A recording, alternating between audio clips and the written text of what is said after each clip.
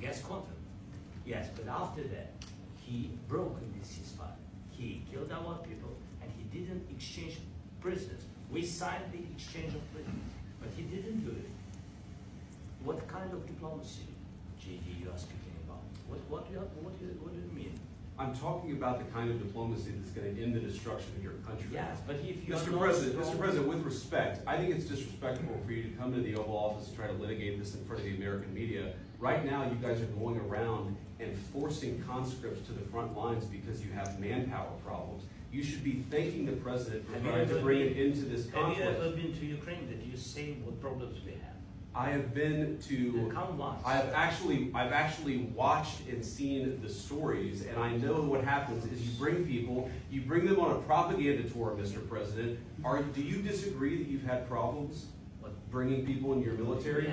And do you think that it's respectful to come to the Oval Office of the United States of America and attack the administration that is trying to prevent the destruction of your country? A lot of questions. Let's start from the beginning. Sure. First of all, during the war, everybody has problems. Even you, but you have nice ocean and don't feel now, but you will feel it in the future. God bless. You don't know that. God bless. You God don't bless. You will not have a war. Don't tell us what we're going to feel. We're trying to solve a problem. Don't tell us what we're going to feel. I'm not telling you. Because I'm you're in no answering position honest to questions. dictate that. That's exactly what you're doing. You're in no position to dictate what we're going to feel. We're going to feel very good. We're going to feel very good and very strong. You will feel influence. You're right now not in a very good position. You've allowed yourself to be in a very bad position, and he happens to be right about it. From the very beginning of the war. You're not in a good position.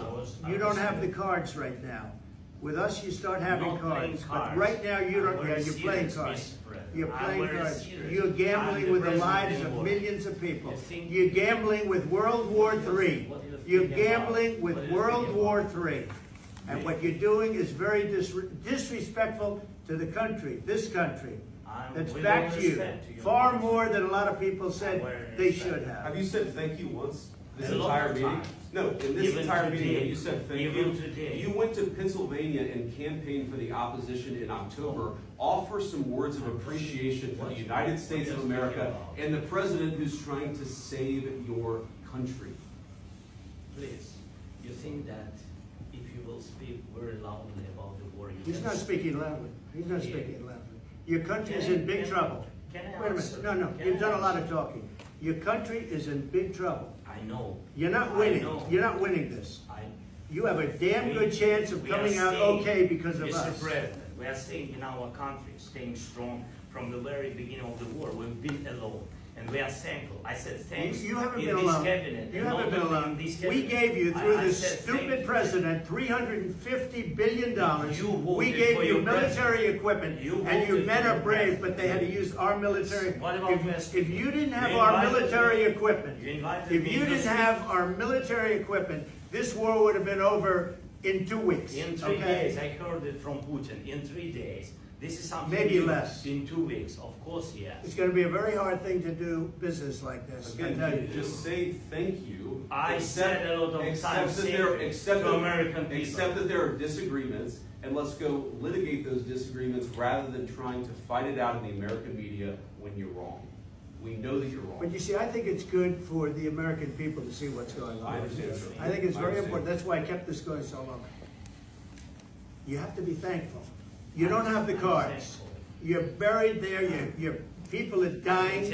You're running low on soldiers. Listen, you're running low on soldiers. It would be a damn good thing. And then you tell us, I don't want a ceasefire. I don't want a ceasefire. I want to go and I want this.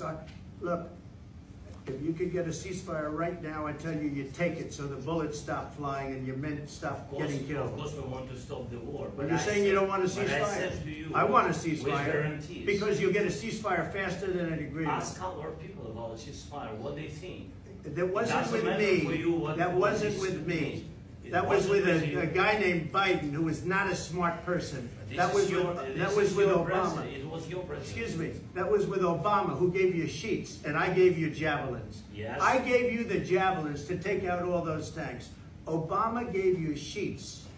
In fact, the statement is, Obama gave sheets and Trump gave javelins. You got to be more thankful. Because let me tell you, you don't have the cards. With us, you have the cards. But without us, you don't have any cards. One more question to Mr. Vice President.